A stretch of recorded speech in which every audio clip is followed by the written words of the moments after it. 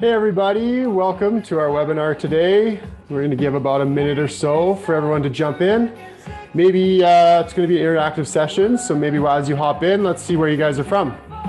I'm up in Calgary. I can type it in here for you. Myself, I'm over in Vancouver. Woo, blowing up. All right, here we go. Awesome. Phoenix, Florida, some nice spring weather going on.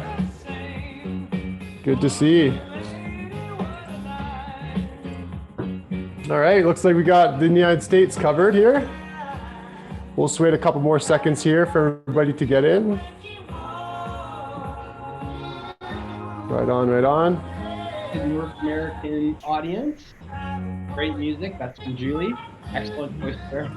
Okay, there we go. Hopefully enjoying some nice spring happy music before we get started here.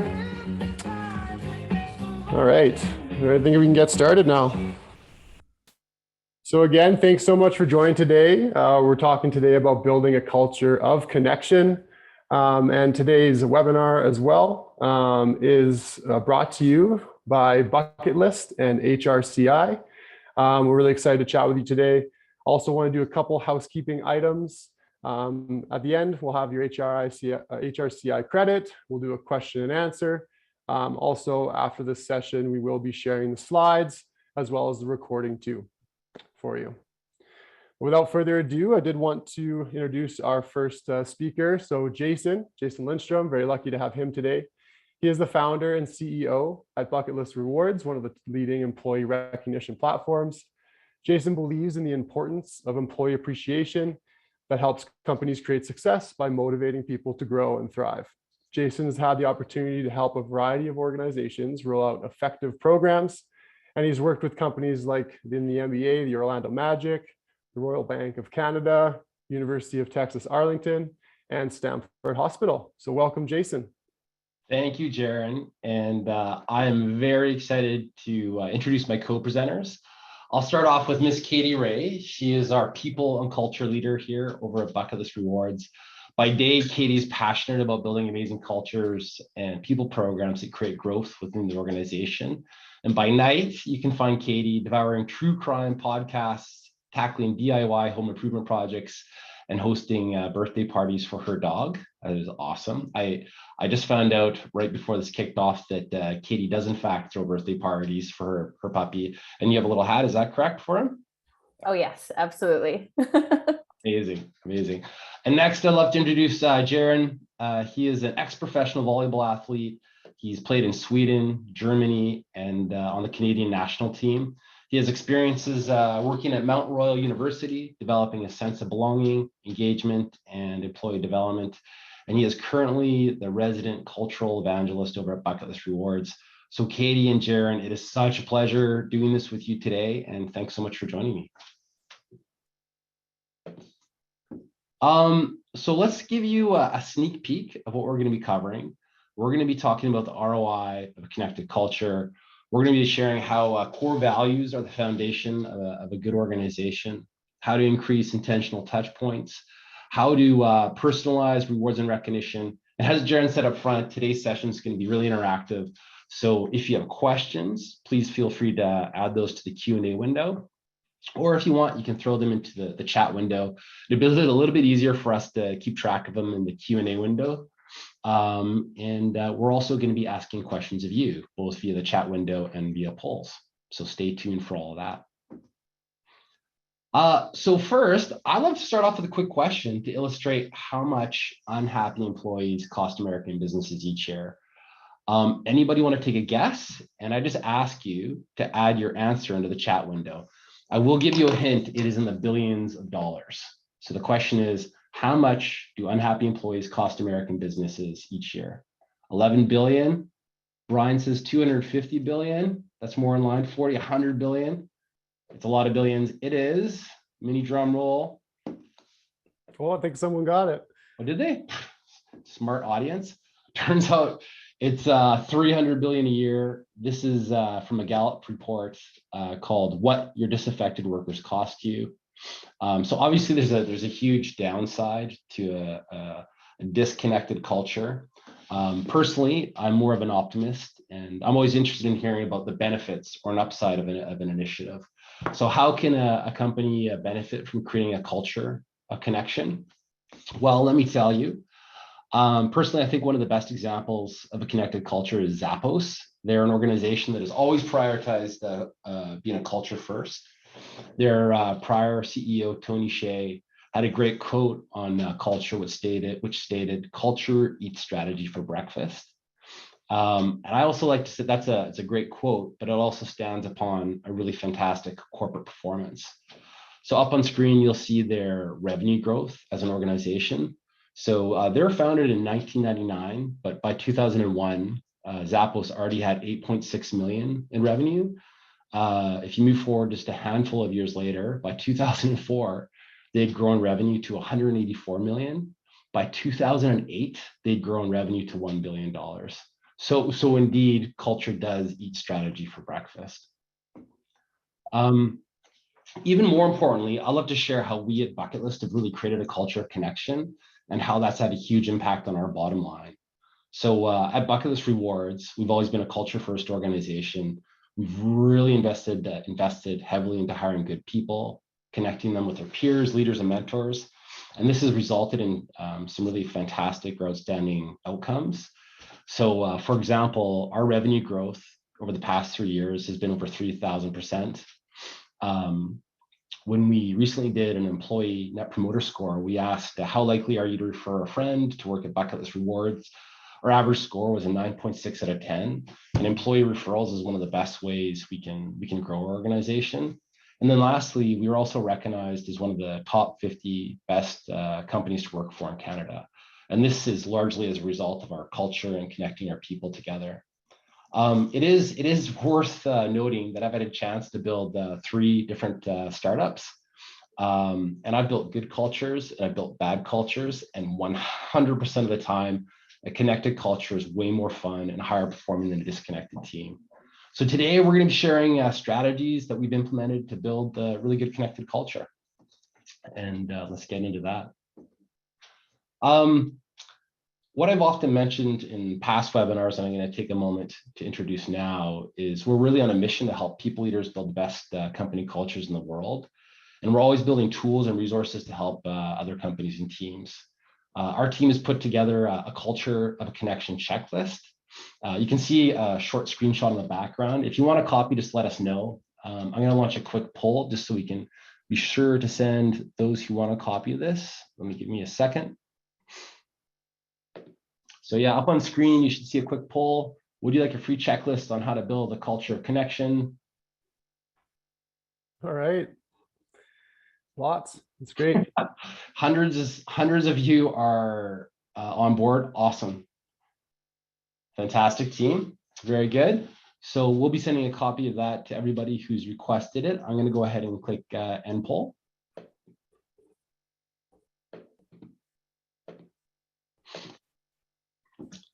Excellent. So I'm going to turn it over to Miss Katie Ray to walk us through the first section here, how to live by core values. Thanks, Jason. So now that we've discussed why connection is so important, we're going to talk about the 3 ways to build a culture of connection within your organization. So the first is living by your core values. We'll talk about giving meaning and breathing life into your values. The second is creating those intentional touch points to build connection on an individual level, as a team, and as a company as well. And finally, we'll discuss personalizing how you recognize and reward individuals. So if we go to the next slide, I will kick us off with the first topic on building a culture of connection by living your organization's core values. So core values form the foundation for everything that happens in your workplace.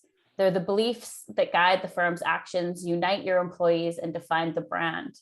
So almost 40% of US employees want a job that aligns with their interests and passions. A strong company culture is based on core values and guiding mission statement, which will help attract more than 1/3 of American job seekers who hope to live out their professional purpose. Core values are also known as guiding principles because they form a solid core of who you are, what you believe, and who you want to be going forward. So they're not just worthwhile, they represent an organization's highest priorities, deeply held beliefs, and core fundamental driving forces. This is why it's so important for everyone in the organization to understand the core values and use them as a guiding light. And people who feel connected to their work, their company values, and feel connected to those around them care about doing great work. And these are the employees who can quickly become champions for your organization's culture. So if we go to the next slide, before we move on to the next kind of topic, I wanted to do a quick poll. So beyond knowing what your organization's core values are, in your opinion, do you feel like your employees are living these core values on a daily basis? So I can see the results rapidly pouring in, which is fantastic. Yes. I'm going to give this poll about another 10 seconds to run, and then I'll share the results with everybody. Nice work, team. Nice work. Fantastic audience participation. I'm going to go ahead and end this poll, and let me just share the results with everybody.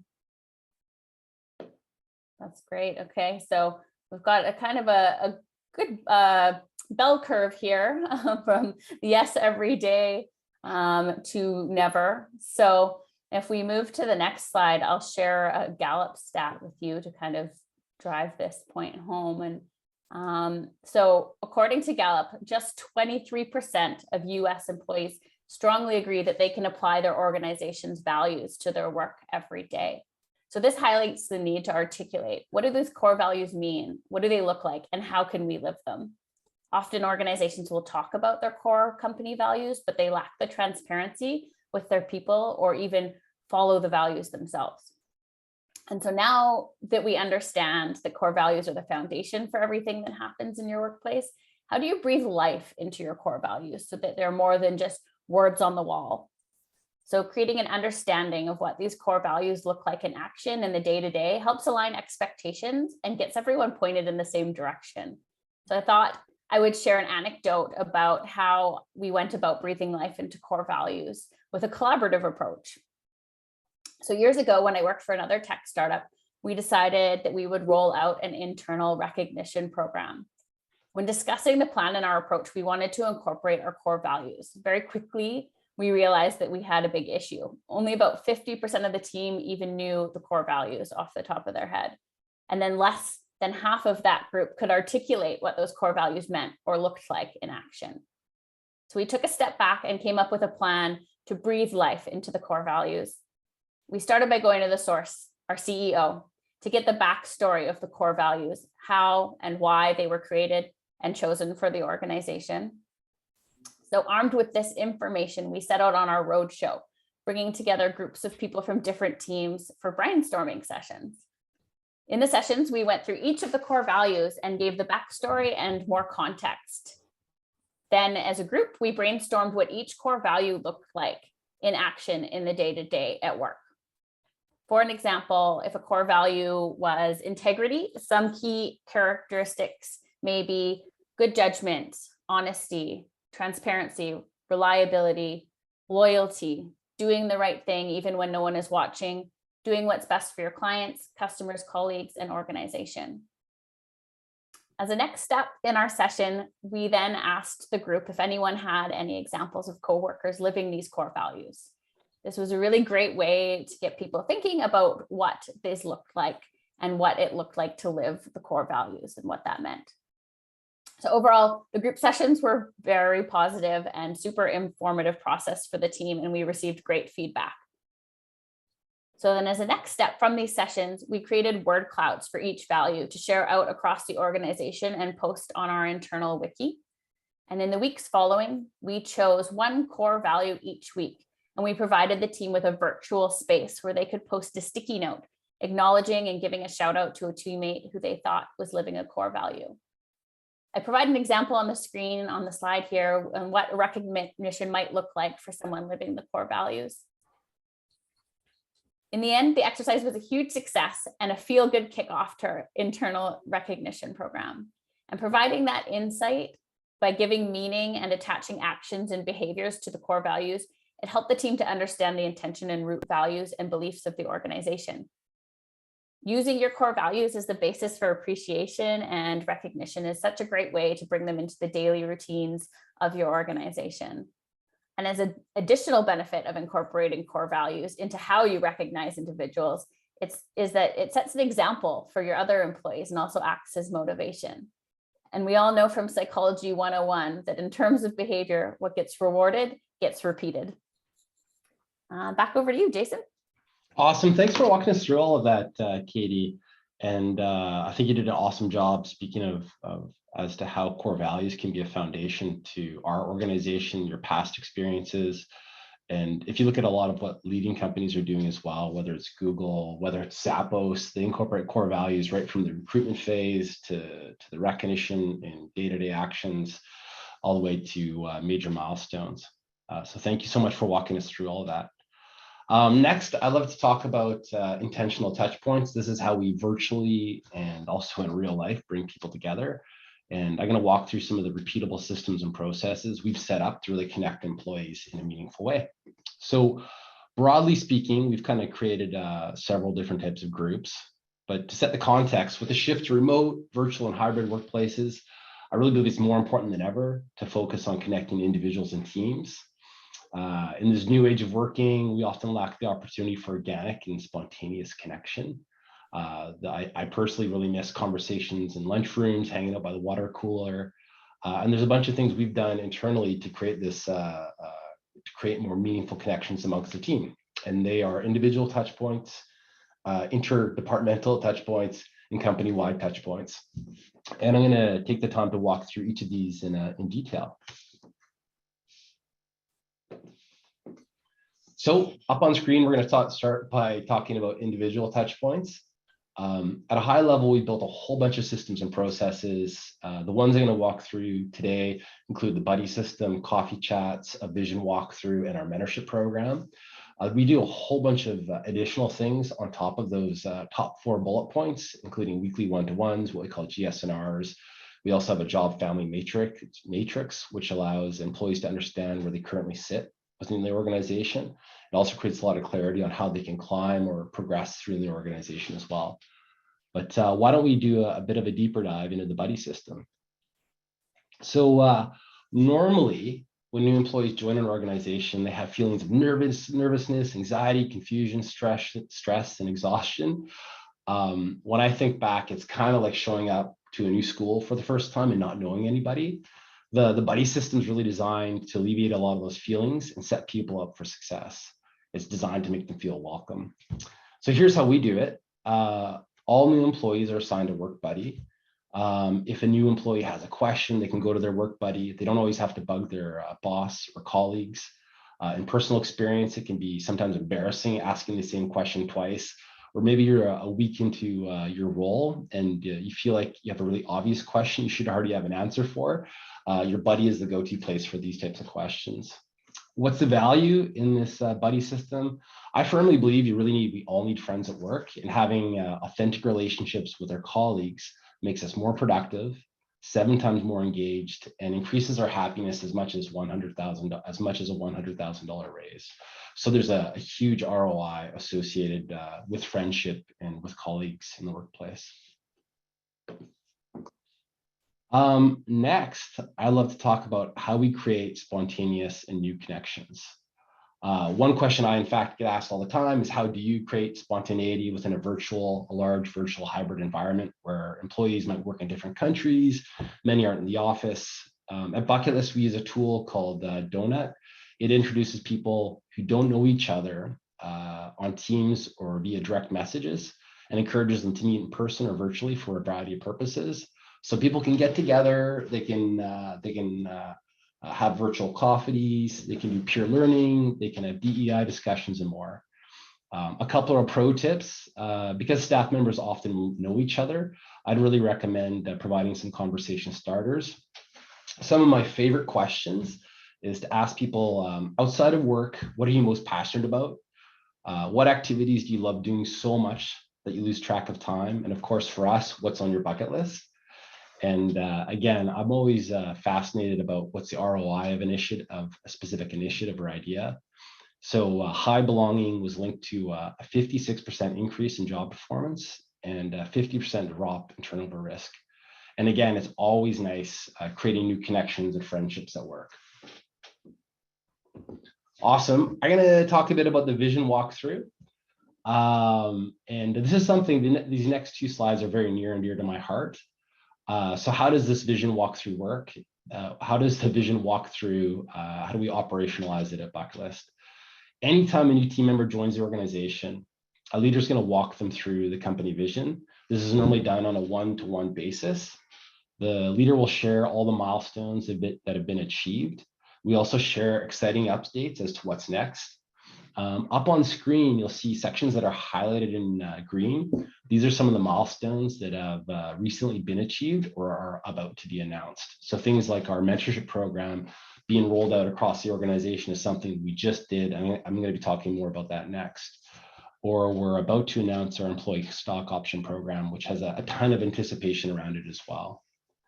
We really take the time to explain how an employee can also contribute to said vision.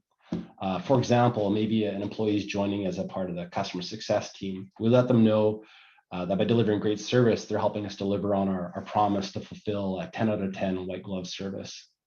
I think it's insanely powerful, letting it both sharing the vision, but also connecting employees to said vision. It really sets them up to become heroes within inside of the company. And it also creates a lot of clarity on how they can contribute to the bigger picture. And then at the end of the day, what is the value of all this? I recently did one of these about 3 weeks ago, and it was for a fellow named Brogan and a guy named Aaron. And I literally saw their eyes light up. They explained how exciting it was to be joining a company with a clear picture for the future. And some of the things I hear also is it's so nice to be a part of a company that knows where it's going. And also it's so nice to know how I fit into the bigger picture. Next, I wanted to talk briefly about mentorship. This is also something near and dear to my heart. Personally, I've had mentors almost my whole life.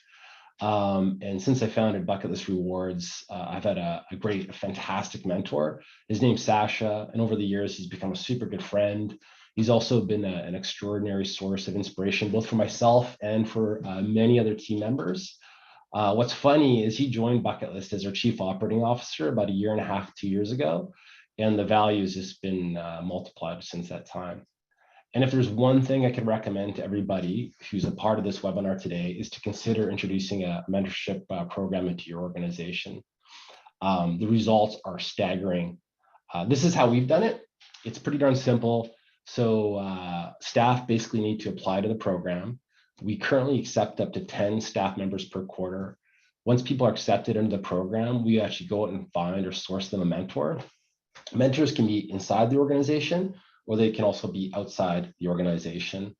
Of note, we find really good mentors. We often try to find people who've achieved what we want to do as an organization, or mentors who've achieved what the employee wants to achieve in sort of 3 to 5 or 10 years from now. What's the value? Again, what's the ROI of these types of programs? So Gartner estimates that the minimum return on investment of a company mentorship program to be around 600% of the program's cost. But if you recall back to the first couple slides that I presented at Bucket List, our company has grown revenue by more than 3,000%. I think that's largely due to me leaning on outside expertise. So hugely beneficial. Awesome.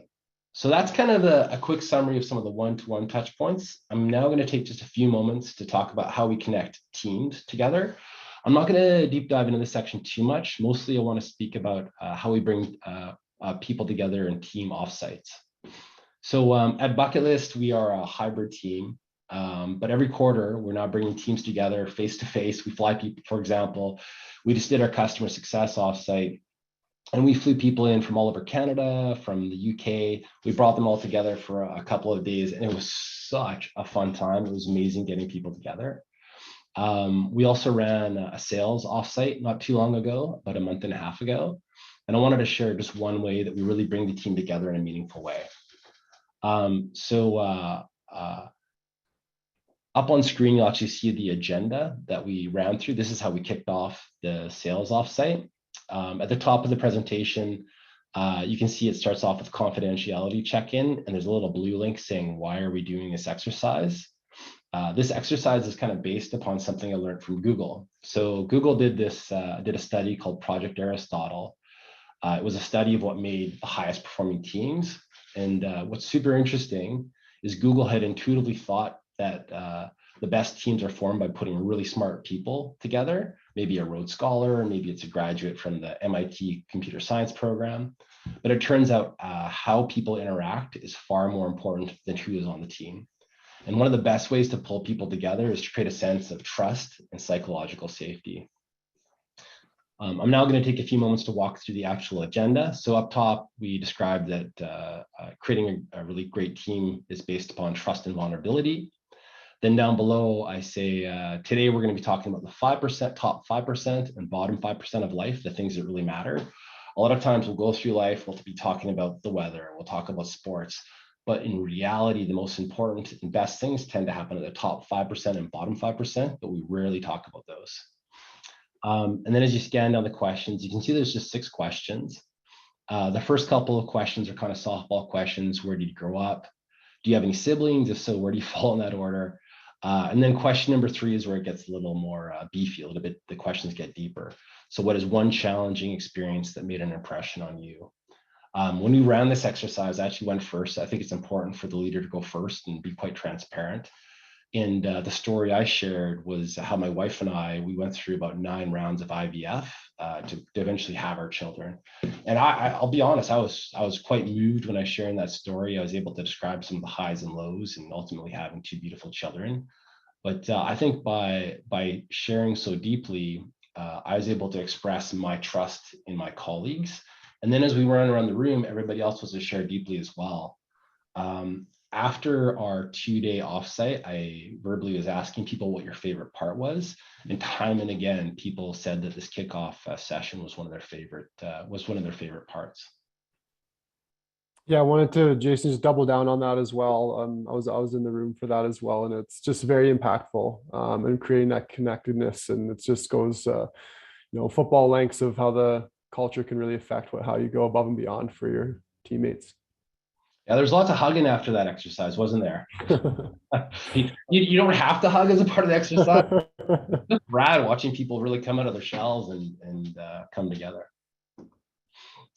Awesome. Next up, I'm going to be talking a little bit about how to develop touch points within a company.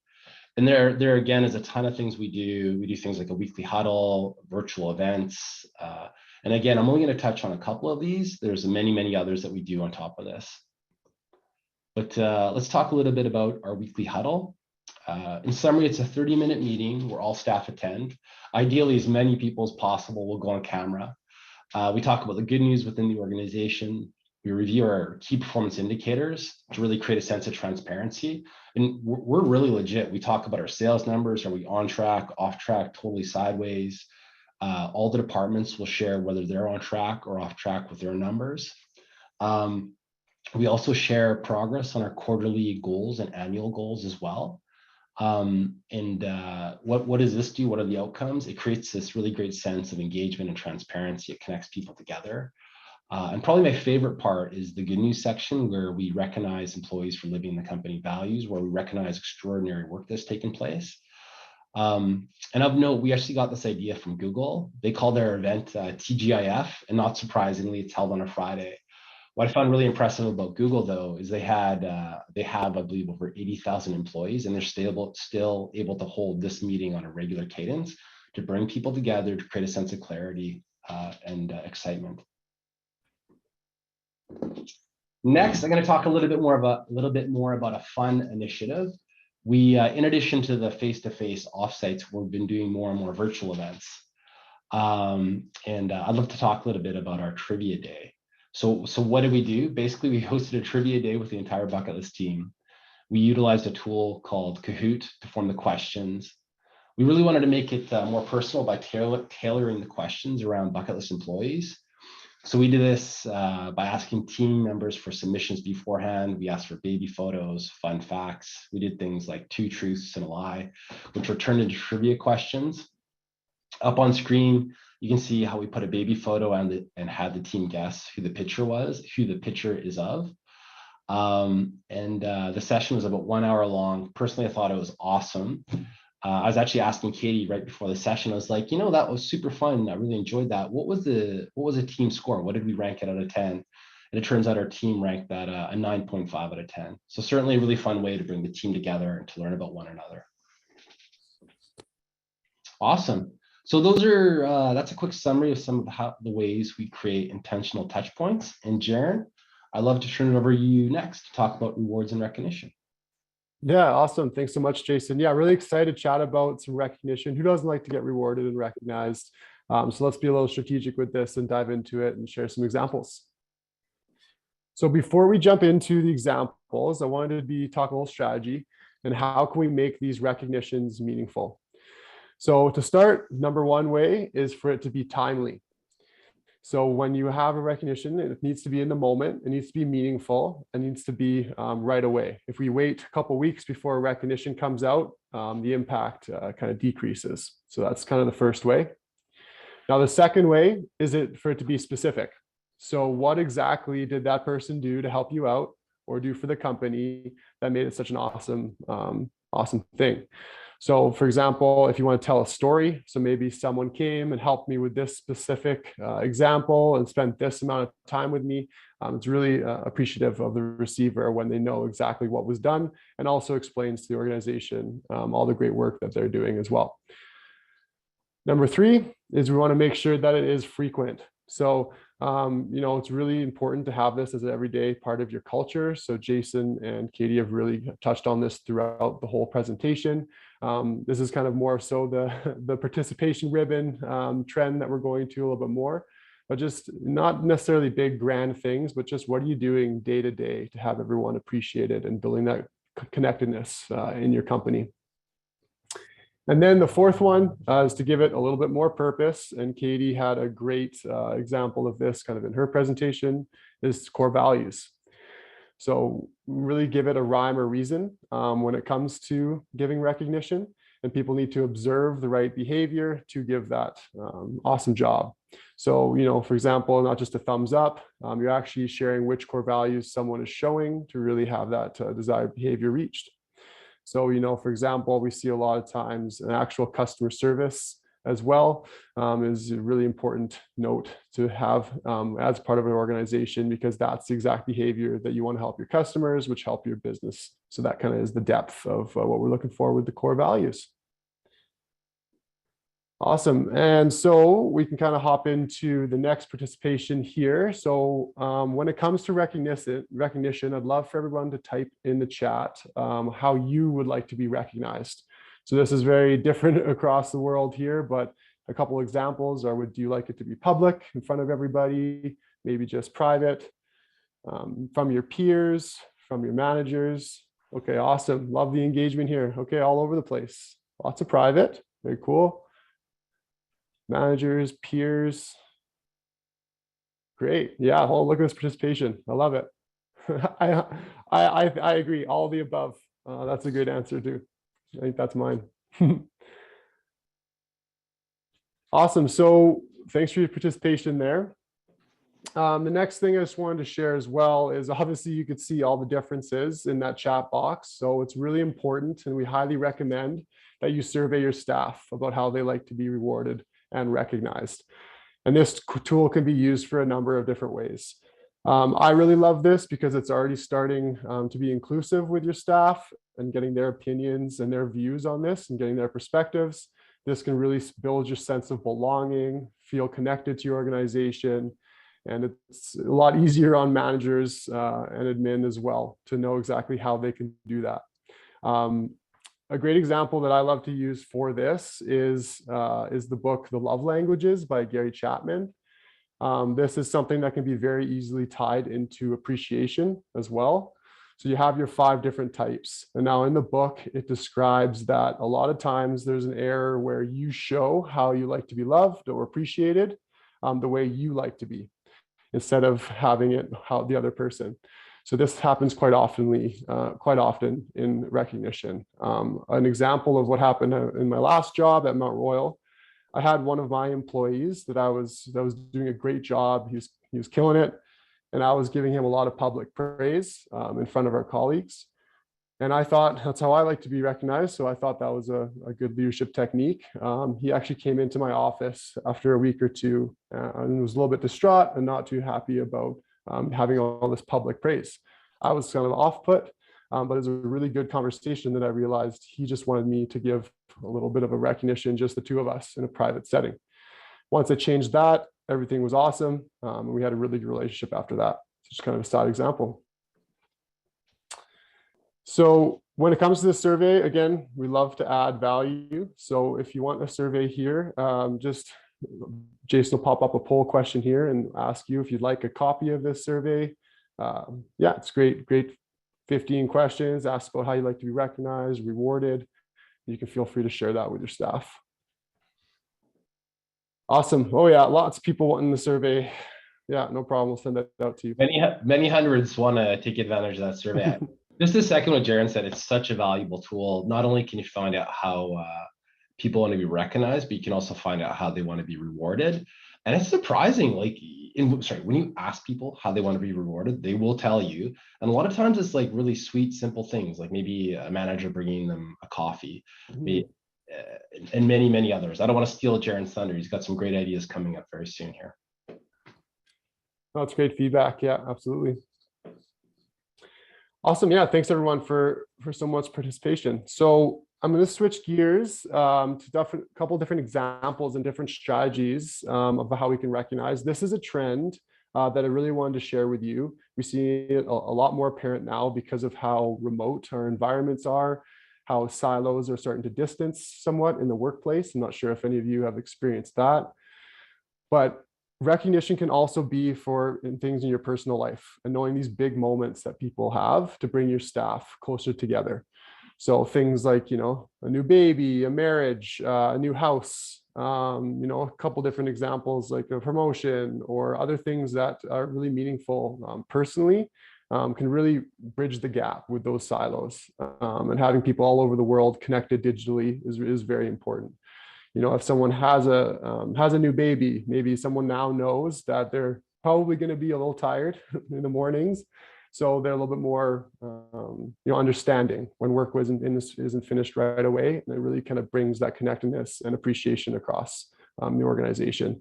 Another great example, we have our marketing director Olga. She actually did a big move out to London.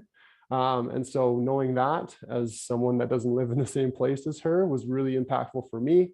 I love London. It's one of my favorite cities. I've been there about 5 or 6 times. So I already wanted to talk shop and talk about different places they're going, recommendations, maybe even go and visit. So that just shows you how it can build that sense of connectedness in the organization. So now we want to switch gears over to rewards. So this is definitely a trend when it comes to how people, like to be rewarded. We find that this is a very, very popular option. It's kind of spreading like wildfire. So creating moments for staff that they wouldn't usually get to experience because they do some awesome work. Another side note, a pro tip for these is a lot of them, they don't have to break your budget, which is also very nice as well, is you can have a nice, easy way to recognize and reward staff. A couple of fun ones that we've heard of is Dream Coffee Week. So for example, your manager has to hand deliver you a coffee every morning for a week. So obviously it brings a little connection there too. My personal favorite is the CEO calls your mom and tells you how amazing of an employee you've been. A quick 5 to 10 minute phone call, maybe. And it goes a long way for a lot of employees too. So kind of a fun, different option. The other couple options there, again, are like spa days or kayaking, whitewater rafting. We find a lot of success here because maybe they want to take a loved one and go do something relaxing or exciting. You're working so hard. It's really nice to share that with a loved one. And also, when it comes to sharing, a lot of times when you have these type of rewards happening, employees will come back and want to share that with their company and their colleagues as well. Maybe post some pictures to your channels or things like that. And again, just brings everybody back together and builds that culture for you. And one other best practice that we wanted to share too obviously being bucket list, but another great reward option is employee dreams. So the best way is to kind of connect with each other, and you find out what people's dreams and goals are. Why give them a bunch of different gift cards if they can actually build up to something that's going to be a lifelong memory and know that your company has your back. So an awesome example of this is one of our colleagues, Maddie. So she just moved to BC and she had a passion for the outdoors, didn't know too many people in BC, but she really wanted to go out and have an experience in nature. And I don't know if any of you are big campers, but that gear can get quite expensive, and knowing how to do and cook and prep and do everything there.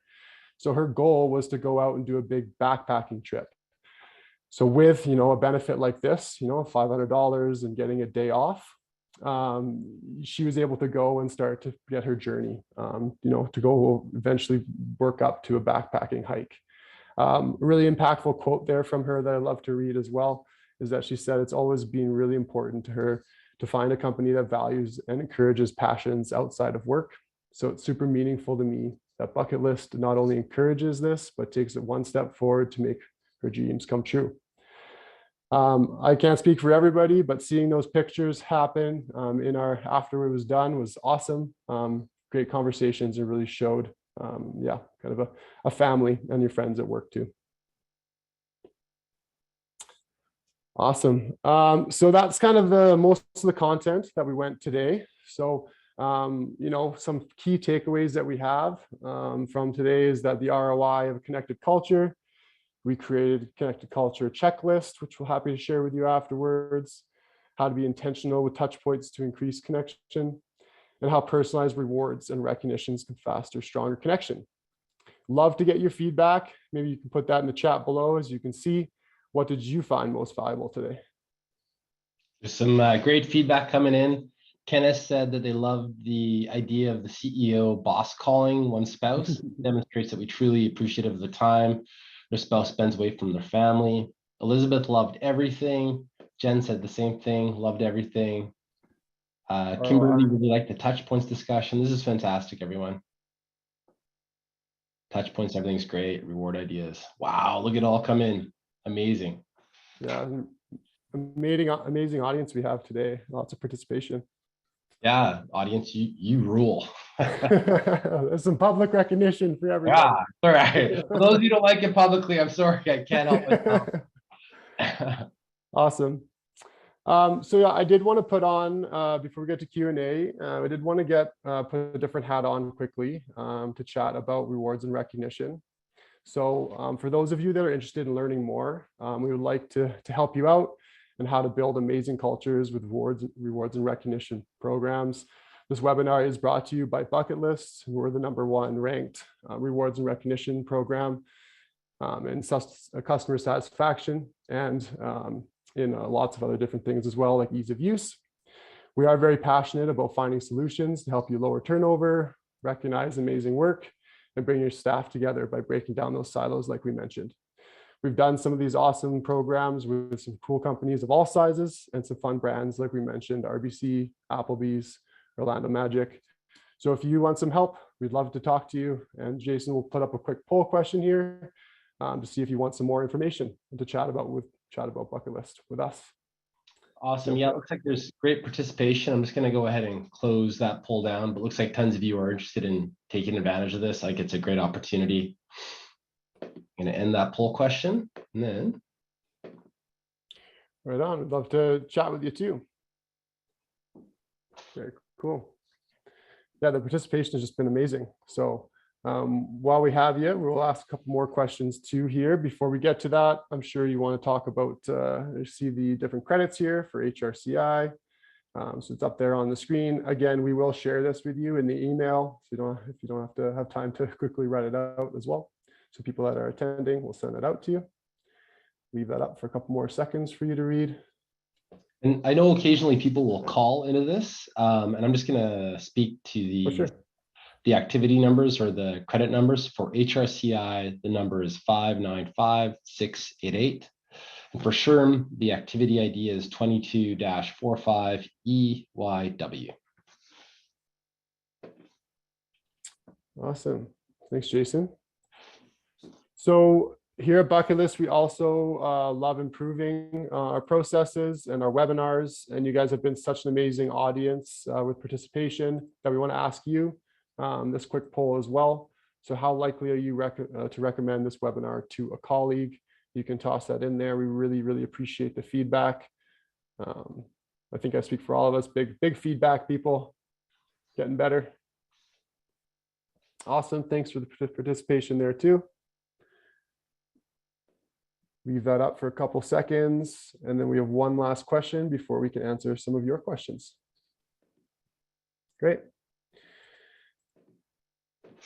So lastly, we wanted to also, if you want to use the chat box here, again, just so we can improve and for, keep people back for the next couple webinars, is what topic would you like us to cover in the future? So based off of some of the information today, we'd love to get your ideas on where we can give you more value in future webinars.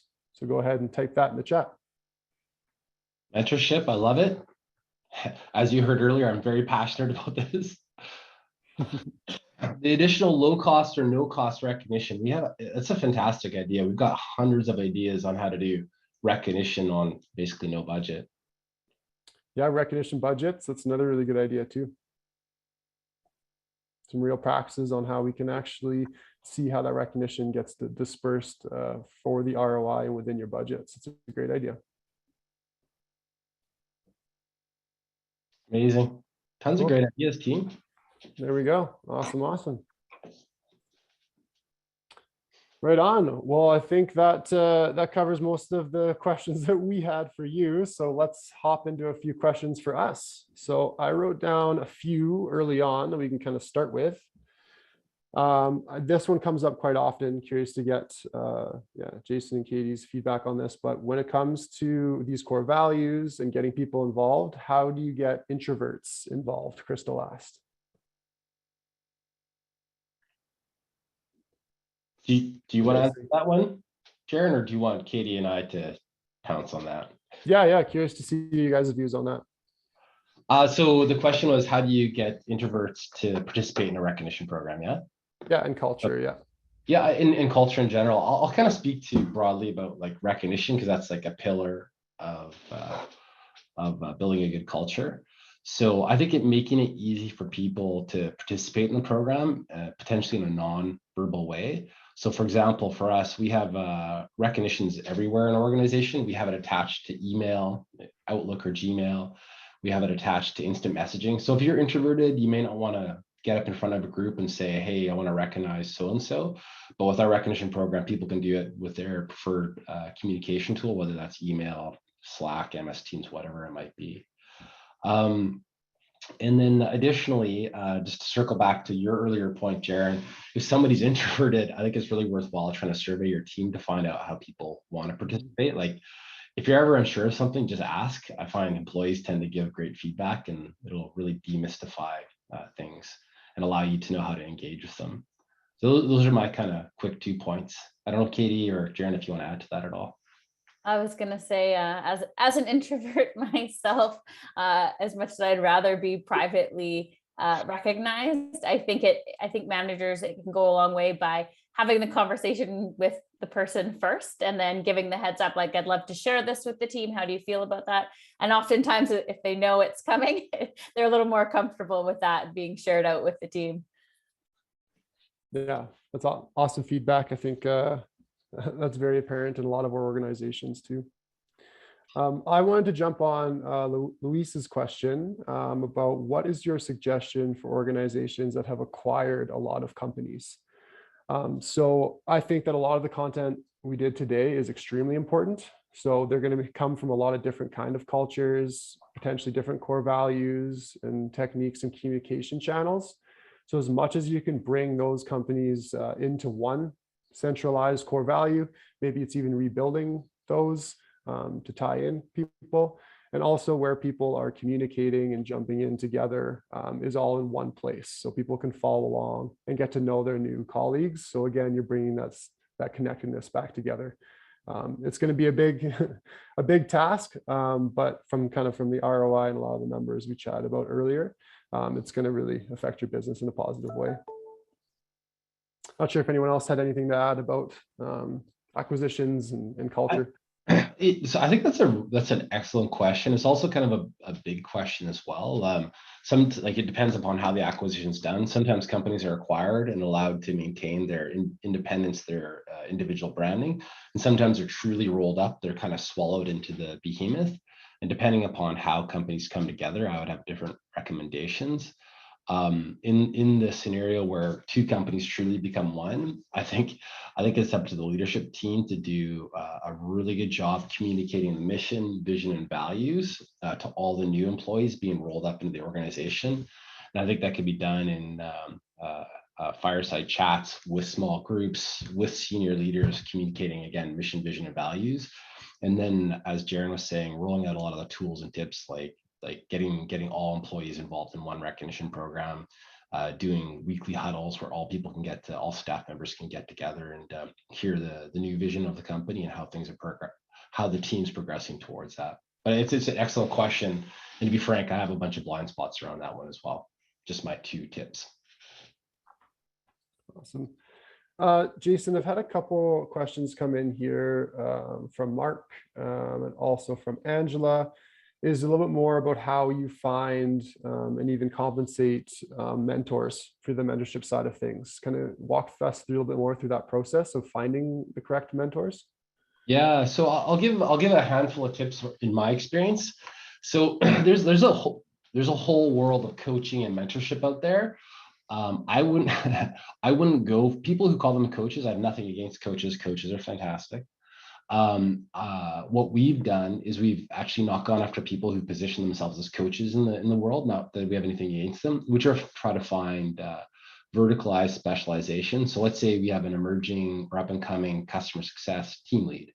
We'll go into the world using our own network to try to find somebody who's managed a customer success team, say in 2 to 5 years from where we want to be. Maybe somebody who's managed a team of 50 at a large SaaS or large tech company. And we've used our personal networks, and we've also used referrals as well. When it comes to compensating mentors, typically we try to approach people on a free basis. And the ask is somebody willing to meet with the mentee for 1 hour per month for say 3 months to up to a year. However, that free model is only for the beginning months. We're kind of formalizing some budgets right now because I think great people do in fact have to be paid. When I first started working with my mentor, Sasha, it was totally free. We just became friends. But after a certain amount of time, he was such an incredibly skillful and knowledgeable individual. I think I was the one to propose. I feel much better if I was compensating you for your time, given the value I'm getting. So you can go free, you can go paid. Over time, if you have fantastic mentors, I think it's great to set aside a budget to compensate them for their time. Most of the best mentors that I've experienced, the money is more just like a recognition of their time, but they don't really care about it that much. But it's just an important consideration. Katie, I don't know if you want to add to that one at all, or. Yeah, I think tapping networks is hugely valuable. Even, just tapping the leadership team and letting them know the folks that are looking for mentors and to utilize your networks and your networks. There's a really good, strong connections there to get some valuable partnerships at no or low cost. Awesome. And also, I was going to add to that same answer, and with a new question from Joni, any thoughts about starting buddy or mentor programs at an organization with current job satisfaction is low?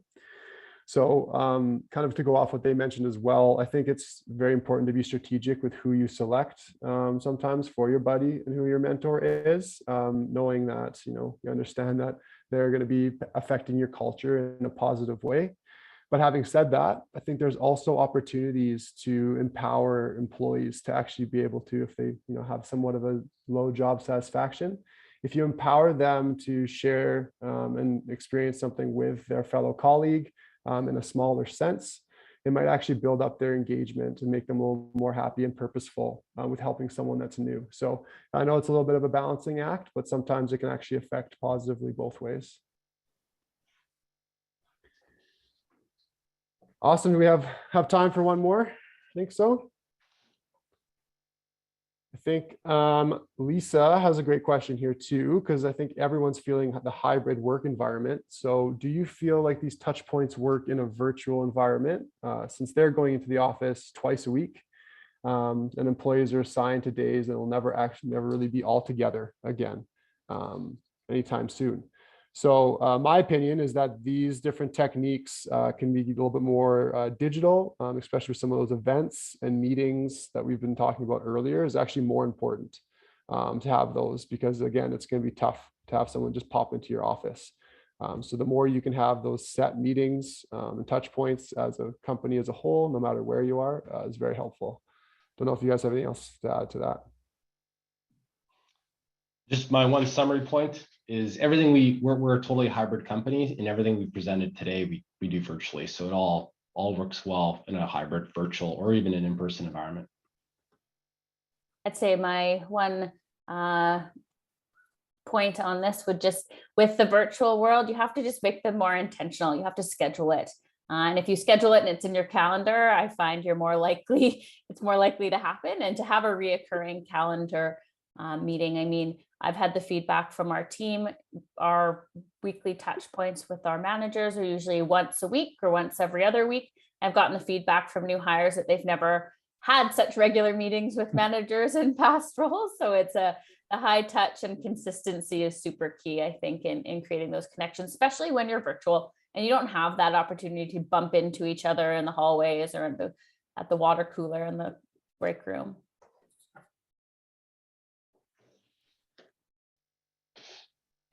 That's great feedback, Katie. Yeah. Yeah. So I can see we're kind of creeping up on time, and I think we can now move to close everything off. But I guess what I wanted to say again is just thank you for all your participation today. You are a fabulous audience, and thanks for all the questions, the commentary, the lovely feedback, and even the suggestions. There's a bunch of great ideas in here as well. So we take that all to heart. I hope you all have an awesome Thursday, and I think with that we'll wrap it up. Katie and Jaren, any sort of final comments before we end today's webinar? From me, I just wanted to thank everyone. That's some of the greatest participation that we've gotten. So thank you so much. Also for everyone in the States, go enjoy your awesome long weekend. I know it's been a long spring. Everyone's working hard in the HR world, so enjoy your time off. Yeah, thank you everyone for your participation and coming to our session today. Thanks everybody. Have a good day. Take care.